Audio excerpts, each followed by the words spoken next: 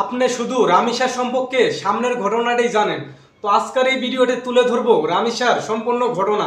তো এমন কিছু কথা বলছে আমার এক ভাই, দয়া করে ভাইয়ের কথাগুলো শুনবেন। তো দেখুন ভিডিওটা।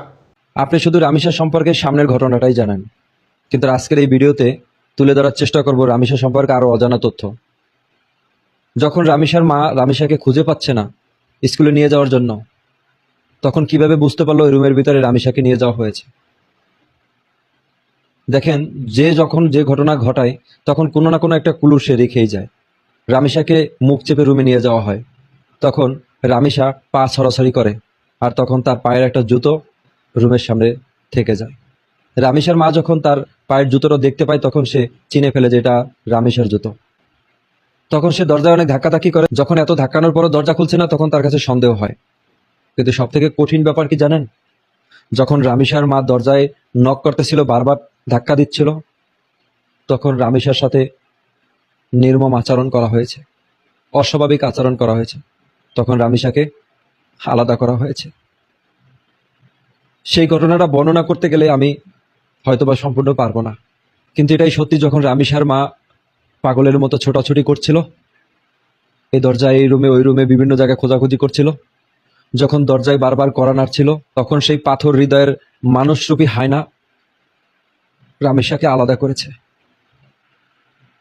প্রমাণ মিলে যাবে তাই রামিসার দেহ খাটের নিচে লুকিয়ে রেখেছে এবং মাথাটা ওয়াশরুমে রেখেছে।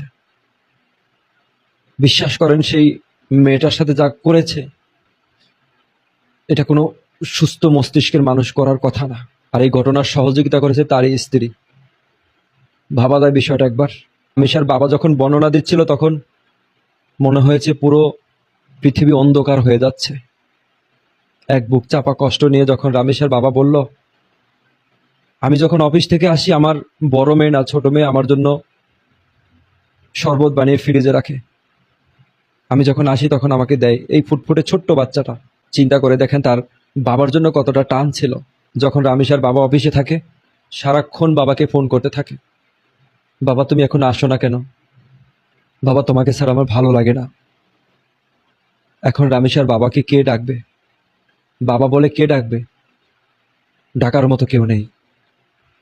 অশ্রু ভেজা চোখে রামিসার বাবা বলেছে, আপনারা বিচার করতে পারবেন না, রামেশার বিচার পাবো না আমি। আবার কিছুদিন পর কোনো একটা ঘটনা সামনে চলে আসবে, তখন আমার ঘটনা চাপা পড়ে যাবে। তিনি ইসলামে লিখিত দিতে চেয়েছে যে তার মেয়ের বিচার পাবে না। এটা মানুষরূপী হয় না, তার বাঁচার কোনো অধিকার নেই। তাহলে এই রামেশার হত্যাকারীর সুষ্ঠু বিচারও আমরা লাইভে দেখতে চাই। আমরা যদি বাংলাদেশের জাতীয় নির্বাচনের ভোট গণনা লাইভে দেখতে পারি, তাহলে এই রামেশার হত্যার সুষ্ঠু বিচারও লাইভে দেখতে চাই। আপনি চান কি চান না অবশ্যই কমেন্ট করে জানাবেন।